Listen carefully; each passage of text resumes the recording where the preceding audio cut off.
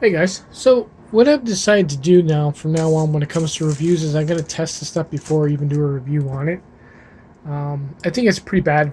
Most of the times these reviewers on YouTube, they just, as soon as it comes in the door, they do a review and yeah, it's perfect. I love it. Yeah, yeah.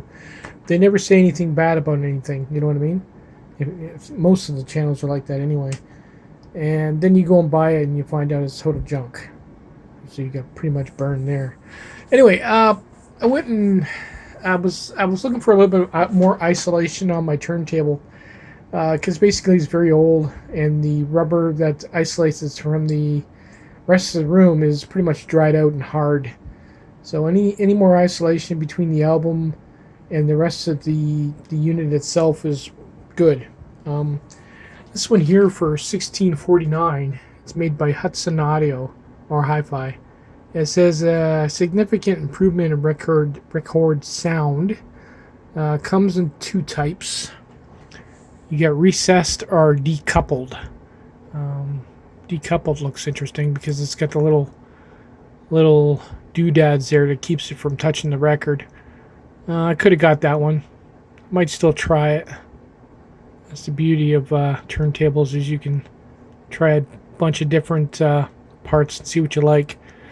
And anyway, so yeah, it's got decent reviews. No one said anything really bad about it. This top review: good price, decent quality, unlikely to be really be anti-static. I never noticed. I've been testing it for an hour. I couldn't tell the difference when it comes to that. And I got dog and cat hair in the room, so every time I pull a record out, it's covered in hair. Which sucks. I really need to get a record cleaner. Anyway, so yeah, I'll take you over to the turntable and show you the setup I have. This is basically the sleeve it comes in. It says designed, developed in New York and made in China.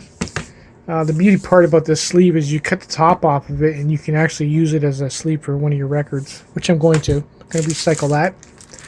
Comes with this anti-static bag. It had the smell of cedar, which was kind of weird, considering they're saying it's cork. But the setup I have here is, well, okay, let me tell you what originally I wanted to do. Get rid of this record.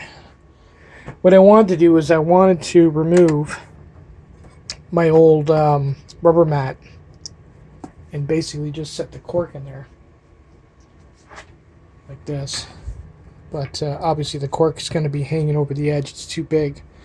But then I thought maybe I would just trim it off. But then when I looked at it on the turntable, when you lay the cork in flush with the edge like that, it's almost flush with the aluminum. So when you drop your record on, it's going to be hitting the aluminum. That can't be too good. So what I've been doing anyway, is I'm going to save this as a filler so it doesn't hit the edge. And I'm just using the cork mat on top of it like that, which actually works well pretty good. I don't have to trim it, and it's off the aluminum, so it's from here to here is totally flat, and then it's just a little bit of overhang on the edge, but it won't make a difference on the record. But here's the thing: I've been testing this thing for an hour, and I'm thinking maybe probably just snake oil. I mean, it does look nice. I'm not complaining about that. Even if it didn't work at all, I still like it. It looks nice. But there is a difference. I'm trying to figure out what it is. I don't know. Obviously it's going to be thicker off the turntable, but I don't know if it's because the needle is higher up and maybe the needle's sitting differently in the groove. But when I remove this, there's less bass and it's a little bit flatter sounding.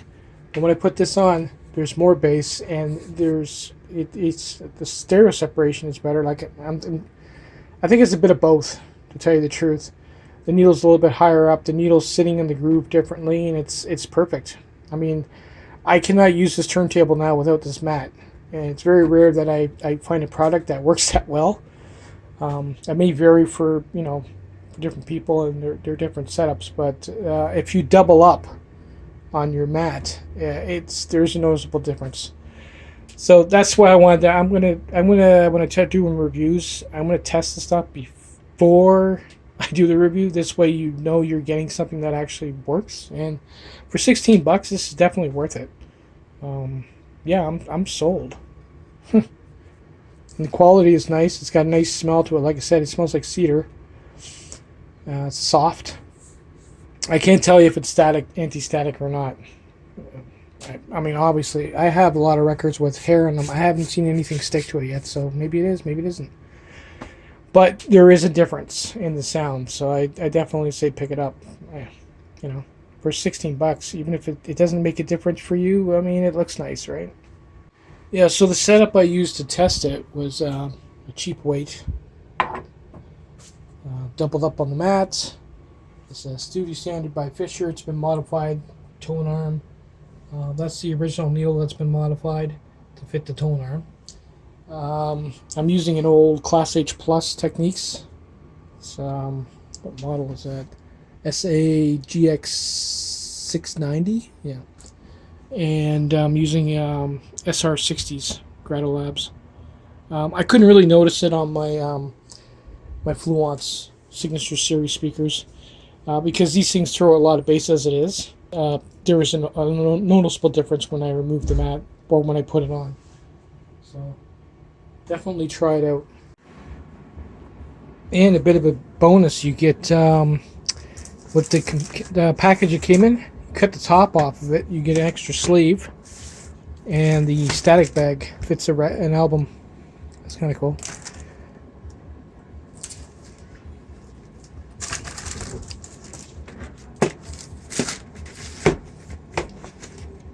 That works.